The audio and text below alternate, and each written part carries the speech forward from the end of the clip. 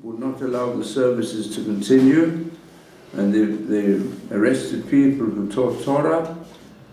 So where could the Torah continue? Only by individuals, ne'ish, ubeiton, by homes.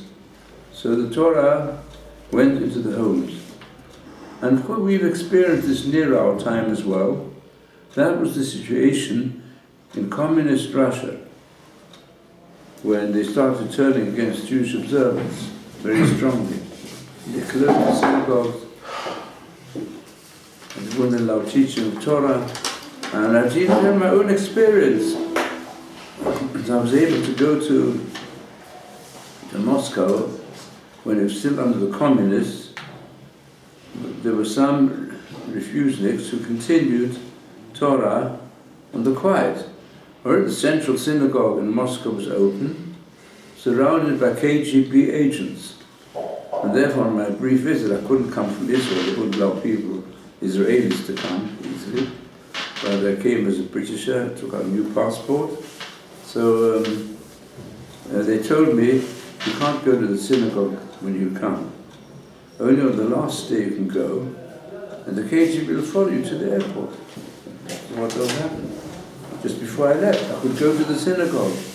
And I'm very pleased because I left. It was the first day, the first day of Slicha, and in the synagogue in Moscow, there was a disciple of the Horovitz, an old man called Avraham Miller, and he was permitted to teach certain ways to old people, and he managed to ignite the light of Torah in the hearts of some of the Bali Teshuvah who come back to Torah, including Eliyahu Esas. But Eliyahu was my host. It was all done in secret. See?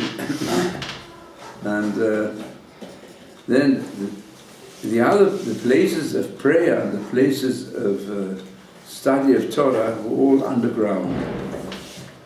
And even they said, if you give a talk about anything, you should realize that there might be KGB agents listening to it, wherever you gave it.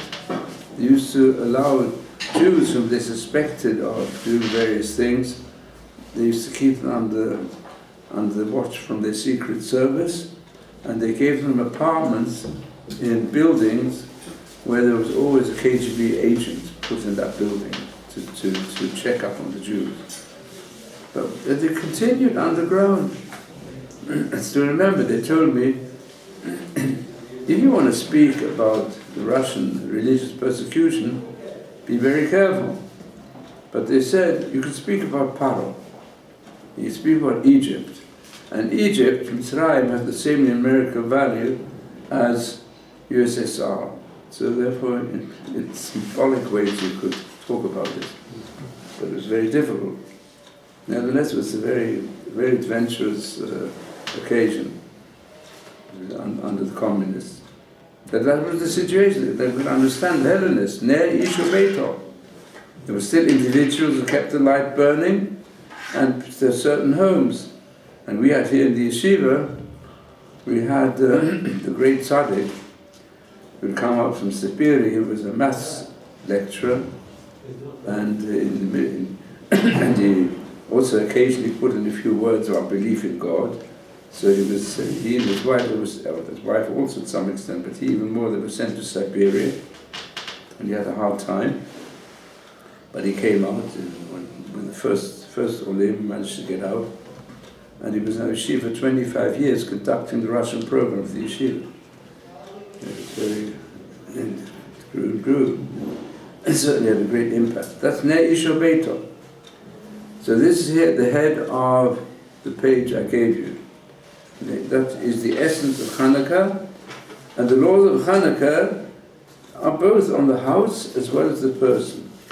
The Mahadrin, and those who are more particular and want to make the mitzvot in a beautiful fashion, and also like today, Mahadrin. You know what Mahadrin means today?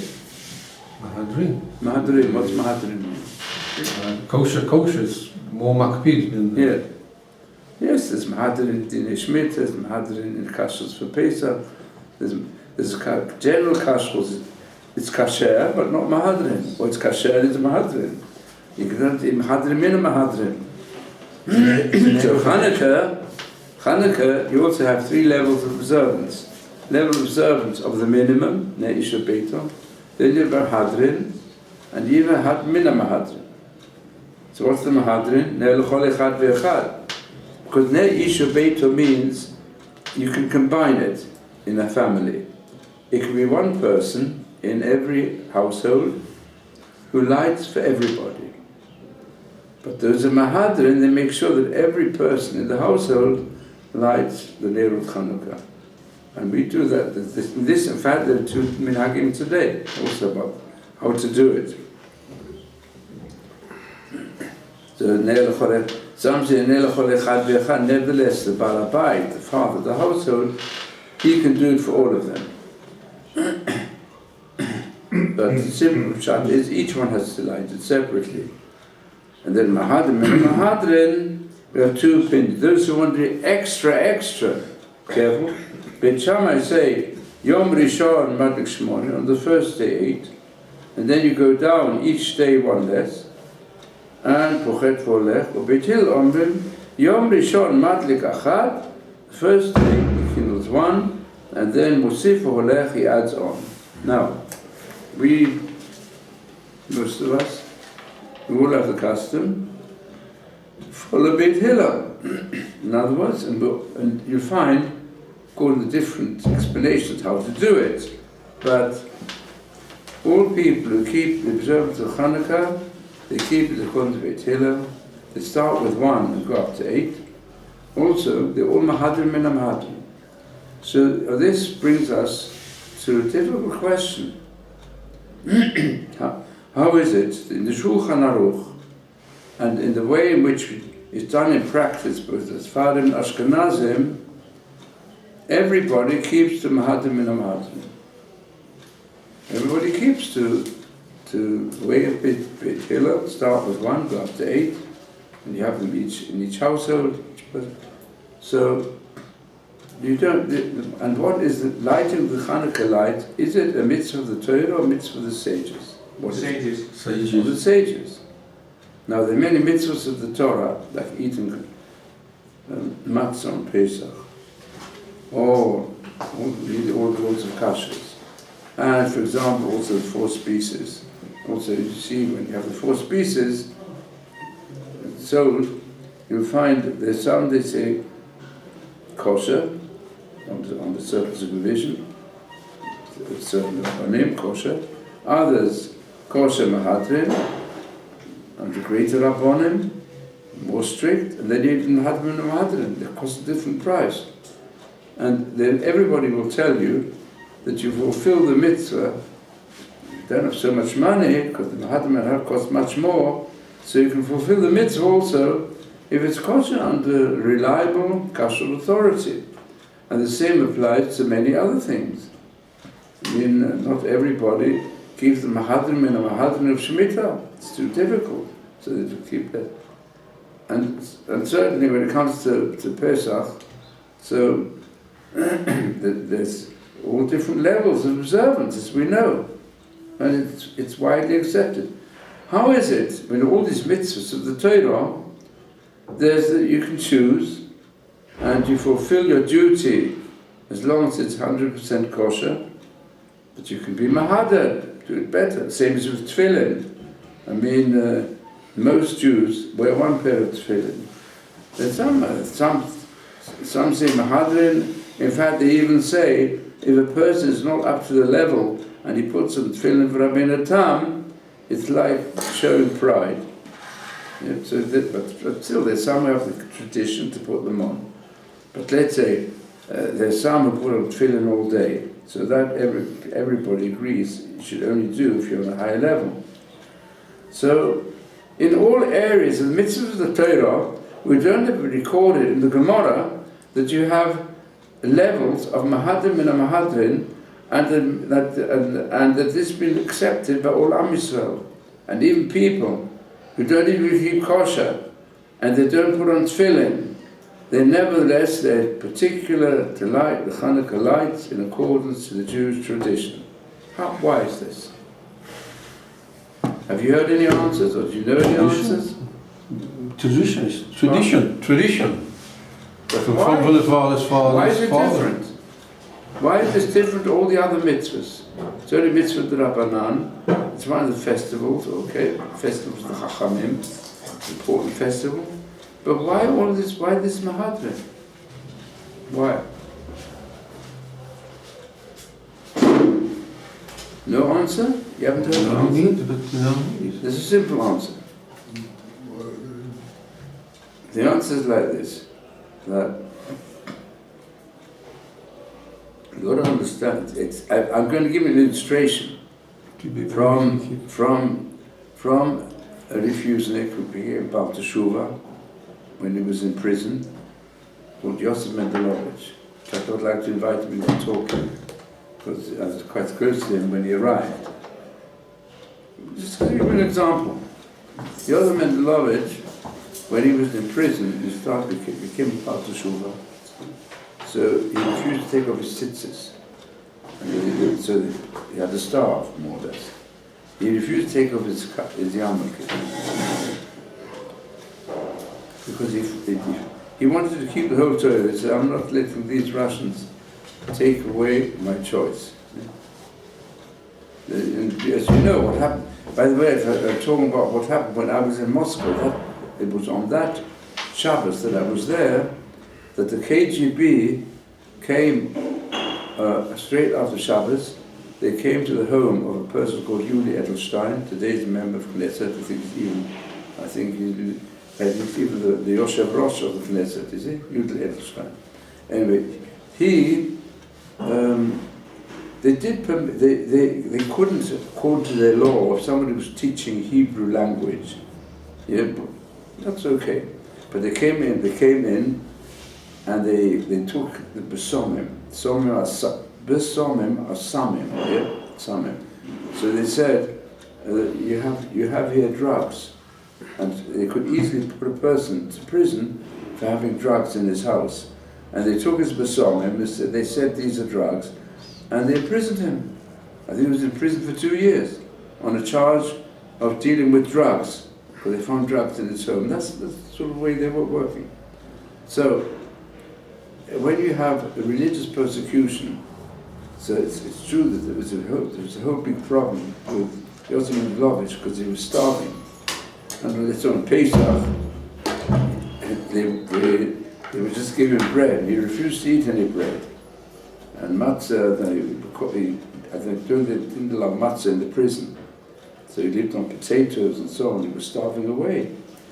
Because he went according to the opinion, when you have religious persecution, the Gemara says, you've got to be able to have Mesirat Nefesh rather than transgress, and even whatever it means. So there were some refuseniks who were put into prison and they died in prison. So the Rabbonim came out with a psak and said, no, you mustn't do it. It was difficult to persuade him. Because he was, and when he came out, now he speaks different places. For a long time he was learning here, different places, and when he arrived also, he spoke in the Yeshivat, and I was trying to get him back at Leipzig to talk, actually. But speaking now, by now he can speak Hebrew. I think he speaks English as well. So, I give him his example, because there are bases for this in the Gemara, but I go back to the Maccabeans. The Maccabeans, they were under religious persecution. And the small group who termed in some of the historical works, they called them the Hasidim, the group of Hasidim. They were very particular to battle against any form of religious persecution, and some of them were killed as a result. Many were killed as a result. And there was a similar situation that the people said there was a case where they were in hiding in a certain place, and the Hellenists found out about it, and they said, we'll attack them on Shabbos. And they attacked them on Shabbos, and they were keeping Shabbos, and they were nearly all killed because they refused to resist. And this concept used sometimes by enemies as well. I mean, the Yom Kippur War, They especially started on Yom Kippur, because they knew the Jews are in their synagogues. It'd be easier to go and conquer Israel. That's how the Yom Kippur War started. And what Tzuk Eitan was planned. What did they plan? They planned on Rosh Hashanah, because apparently the Secret Service and the others, they were not really aware of what was going on with the tunnels. And even today there's a whole business going on in the north. You see that the Secret Service and the army, they're not making a thorough investigation what's going on the north border. And people in the north border say, we hear at night time all sorts of work going on under our houses. What's going on here? So they've decided now, because the army's not doing enough, so they've decided they're making their own group to start digging, working it out somehow, to save their lives. And the same thing happened. You've got to know what happened here. How did it become open in any case that they're planning to go and make a joint attack from all the tunnels on Rosh Hashanah? That's what the Hamas were planning. How was it uncovered? And how it was uncovered? It's unbelievable how it happened. And apparently they thought, I thought we'll deal with it somehow. I don't know I don't know. See here, they're so busy in the government with their ego battles called kissiology. Who can keep his seat and who can be on the top? They're so busy with that. They're not taking enough notice of the real security dangers. It's terrible. Even the army also complained they're not given enough taksiv from the government. They're using we had such a fantastic minister of the treasury who knew nothing about economics. He became the head economist in the country, and he concentrated on different battles to make his party larger and so on, instead of being concerned to allocate enough money for the security of the citizens. So what happened? Any of you know what happened? It's because of the Shemitah. Certain area where there were mashgichim of the Beit Batats, of the Muslimist Mahadrin organization. Yeah. So they're working in a field. One of the fields, which is right on the border, most of their fields, especially for Shemitah products, they try to make clear supervision what's going on with these crops, to make sure that the crops are supervised for the Shemitah. And what happened was that when they'd finished their observation, and the workers had all finished the work on that field, then they came out from one of the tunnels, came out a whole group. I think it was a dozen terrorists came out, and it was spotted immediately at the top. But who gave them that sign? Spotted with them. The mashgichim had just left, and that was the sign that they were to come out. And that means that the harvest had just finished. Why did they choose that place? Because they assumed that the harvest hadn't finished. The harvest hadn't finished in their area where there was this hole to the tunnel. There were huge crops and full readiness for harvest. And so that's the time we can come out, nobody will see us. And they were going to attack the nearby Moshav, the nearby kibbutz. But they just finished the harvest. So when they all came out, they couldn't be seen. Because also they found the mashgichim had left because the mashgichim used to have a helicopter to see what's going on, make sure they're secure, they shouldn't be attacked. And so they took a photograph, which came in all the newspapers, of how the dozen terrorists are coming out from the tunnel. So they started making a thorough investigation. They found out that there were hundreds of tunnels, and they were supposed to come out all together on Rosh Hashanah to take everybody by surprise to the synagogues. That's it. So something like this happened in the time of the Maccabees. Why? Because some of them also think, oh, the religious people, in any case, they'll be in the synagogues. Then we can easily attack them elsewhere, and even we'll try the synagogues as well. And in the time of the Maccabees, when they started their resistance against religious persecution, they said, well, we're not going to transgress Shabbos.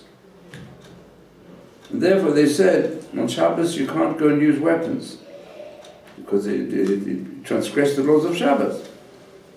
And these were saintly people, but they did not know enough about halakha. So then, when it happened once, a lot were killed in one go on Shabbos. So the Beit Din at that time got together, and they gave halakha that you've got to battle against them. Religious persecution does not mean give in; it means fight against them. If you've got enough weapons yourselves, you've got to go and kill them before they force you. Or they force you to serve idols under threat of death. And that's really the halakha, so the Shulchan Aruch. Yeah? And I suppose most of you know that the Lubavitcher Rebbe was not really a proper, let's say, proper Zionist. He did not celebrate, and neither did the Chabad Hasidim celebrate the Day of Independence. Don't celebrate it.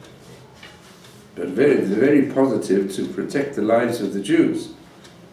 And and amongst all the religious leaders, the teacher, even until today, who's been strongest that the Jews must defend themselves, was the Lubavitcher Rebbe. Also in Crown Heights, when they started in his area, they started problems, Jews being killed by thugs. So he said, we could arrange our own army for this area, which will be under the police. Of course we work with the police, but to stop attacks. Even now there's tried an attack in Crown Heights, because there are not a lot of religious people there, and they've got there are plenty of terrorists who will go around in disguise. So what happened in New York?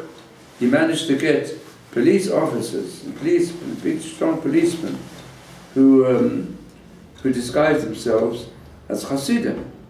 So the mugs came along, tried to attack them, but they were well armed under their Bekesher. Yeah, even to teach them Yiddish, these non-Jews. So they can really deal properly with the thugs. And that's how the whole area of the New York area, with so many thugs around, was to some extent cleansed. So here in Israel also says, what do you mean? If they come to attack you, the law is, he who comes to attack you, don't let him get the knife at your neck. No, you have to protect yourselves. It says it's in the Shulchan Aruch, wherever Jews are, if there's a big Jewish community, and the Gentiles say, it's in the Mishnah, in fact, the Mishnah of Gemara, the Gentiles say, we want to come to you on Shabbos, yeah?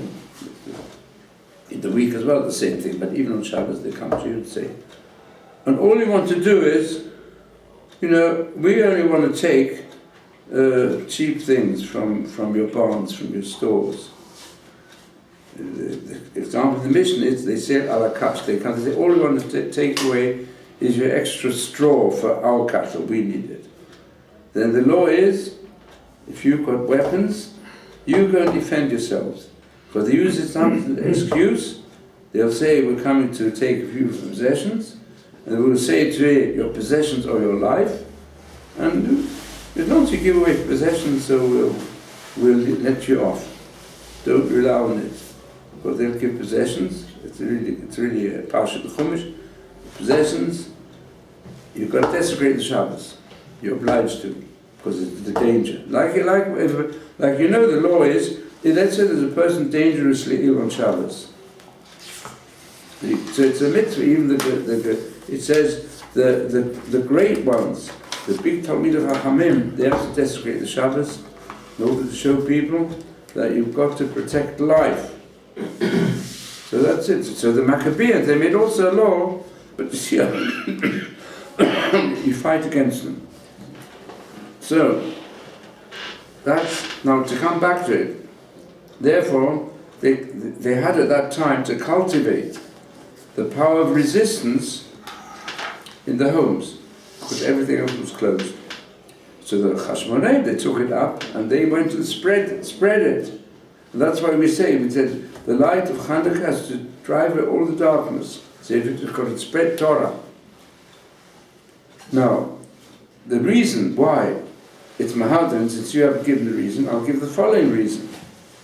Since the whole miracle of Hanukkah is represented by the great miracle of the one jug of oil, pach echad shel shemen tahor, which is pure, which lasted for 8 days. So, we already mentioned yesterday, was that miracle necessary? It wasn't necessary at all. What difference would it have made if they light the menorah a week later? Does it make a difference if on the 25th Kislev, or they started lighting it on the 3rd of Teves? What difference does it make? Why was it so particular as soon as they had the ability to enter the temple to go kindle the menorah? It doesn't say that they were able to consecrate the altar. No, the altar was still impure. It took longer to purify the altar. They couldn't bring any other offerings yet either. The other offerings. It doesn't say that they had to bring the daily offering. No, that's got time.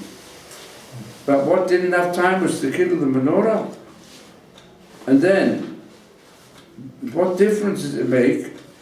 Why did Hashem have to make a miracle? Because they found enough oil, pure, for one night. So as we said yesterday, what's the problem? They can easily divide that oil into 8, and use thinner wicks, and they could have something for every night. You don't need it. Hashem does not make a miracle for no reason. There's always a reason for a miracle. So there's no reason for such a miracle. And many others, you can, to fulfill the basic mitzvah, if you haven't got pure, you can use impure. And so when the miracle, when looked at in the context of consecration of the temple, it was entirely unnecessary. They can consecrate the temple just with one jug of oil. So the whole thing with, and then there could have been any oil as well. It doesn't have to be pure oil. So therefore, the whole miracle was unnecessary. So why did Hashem do it? Because He said, in a time of battling, then you have to be more particular. If you want to drive away these impure forces, so let's say, I'll bring again the example of communism. Communism is basically religious persecution. And there were plenty of people who could have said, well, if there's a risk of death, so you've got to give in. If you don't have an army, so you're not strong enough. And when the Jews are scattered all over the place, and they're not united either, so you just have to. So you'll have to go. You won't have kosher food. You have to have treifa food, because if you don't have kosher food, you'll be killed. And you won't teach Torah, because otherwise you put the prison Sapirin and you'll starve to death. So therefore, better give in. And certainly, the Jews in Russia, the vast majority of Jews gave in. And there were no schools allowed for children where they taught belief in Hashem. Yeah? So therefore, our children have to have schools. So we'll give in. So they gave in on everything. And the vast majority of Russian Jews started eating chazer, didn't keep kashrus. That's until today. Intermarried. The whole of Judaism went out of the window. But who kept it alive? Who kept alive the spirit of rebellion against it? The refusalists, Bali Tshuva. They were the ones.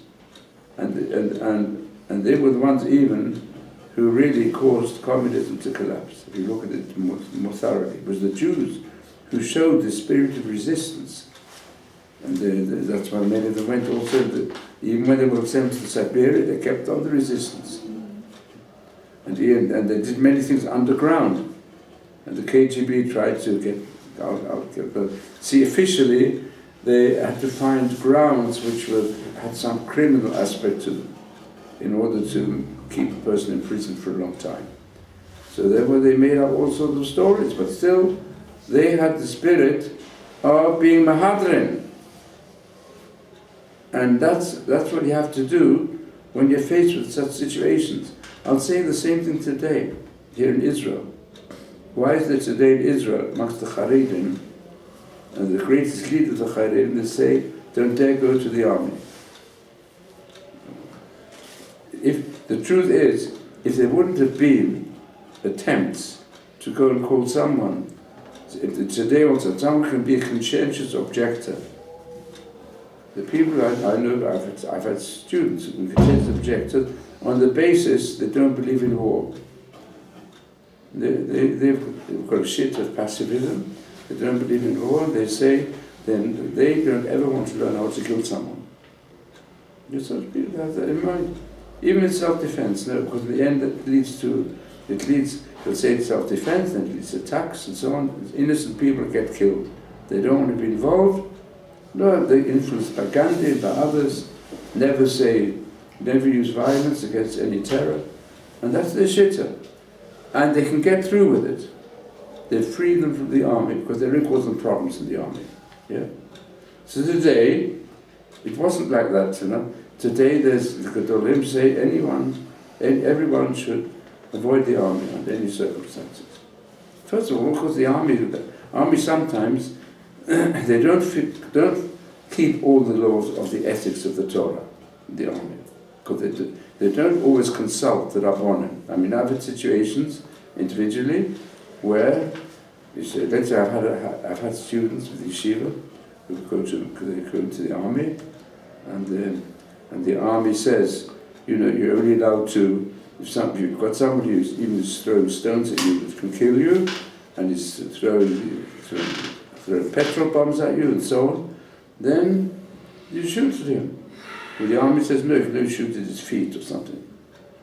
And even you're surrounded, as has happened, you're surrounded by 100 wild youngsters, all with bottles, some of them containing petrol bombs, and there's with stones and everything. They attack you, you can't just fire at them. You know, there are all sorts of regulations. If you do so, in fact, I had a student, Yeshiva, and he was on duty, on parade, and there was an Arab nearby, around the old city, and he asked him, please, to put up your hands. He wouldn't put up his hands. You've got to know you're not around as a terrorist. So he shot him and killed him. So he was put into prison. He was in prison for a few years, a Jew. So they don't follow halacha, not this direction or that direction. So I've told some people, you've got to try and get out of it, you know, get out of that duty. Because they give you wrong directions, and you're risking, it's always been a risk of life. And see how far they've gone this year, that when Ofer Winter, who's one of the top officers of his head of the Givati brigade, which is one of the most courageous brigades they have in the army, happened in the last war, so he sent them all a letter of encouragement where he quoted psuchim from the Chumash, what there was a special Kohen appointed, it says in the Chumash, to go and announce to the people, learn trust in Hashem, you're fighting a battle for Hashem, to protect Am Yisrael, to protect. So he gets wrote a very fine letter. So therefore, they want to bring an accusation against him that this is not allowed in the army, therefore he's got to be deposed and so on. I mean, it's not run according to halachic lines. By the way, if you want to know something about halachic lines, my son has been an army chaplain in America, who's here now, is going to give a talk, guest speaker, Thursday in a week. He's here now for the competition of the Tanakh contest, the American representative. So they paid his ticket. But when he's finished, next Thursday, he's going to give a talk on this video, because he showed me the paper now, on the ethics of war according to the Torah. So you'll see there are ethical principles which have been adopted also by I wrote an article on how it's based on the international law concerning war is based upon the Tanakh and upon the Gemara and upon the Rambam, which was accepted in part by the League of Nations. But you know, so therefore what's happened here, So the Haredim, you can say they are to some extent like the Hasidim of that time, they're Mahadrim now. They say, don't dare go to the army. Because it is. Yeah, it's time to stop. You're quite right. It's time for the next year. So anyway, this is all part of understanding Mahadrim. And you've got to be Mahadrim in mitzvahs. Be Mahadr above all in learning Torah. That's what they say. The yeshivas have to be strengthened. They're making yeshiva bochum into criminals. Yet some of them say that, influenced by non-Jewish values, not by Jewish values. So we have to go in the opposite direction in order to emphasize the importance of Torah. And Ofer Winter himself and these people that are with him, they say they want people to learn Torah because they feel that gives them courage and support. Even Dayan said in his time, when he gave permission to postpone, it's not to be freed from army service, to postpone army service, he said, we should know that people learn Torah. He used the words, Heim avant-garde shelanu. And in other words, they are the backbone who guard us. That's what they felt then. But today, there's unfortunately assimilation has grown. And instead of following, even in the policies of the government, they don't follow Torah values. But if they follow Torah values, they wouldn't do such a stupid thing as going on the Harabait and giving the Arabs the idea that the Jews want to remove the mosque. The Jews want to go on the mountain, a temple mount which is forbidden according to the Torah. So you can see it. And that's what's bringing a lot of hostility in the Arab world. Even our friend was a friend of the Jewish state to some great extent, no more friend than anybody else, the king of Jordan. So now he's become our enemy. So we have to we have to follow the ways of the Maccabees. It's very important. Okay, so we should all have a happy Hanukkah, sharing the light of Hanukkah. I hope Hashem will help. So they help the army as well. They help help the government and the army to fulfill the symbol of the state of Israel, which is the menorah.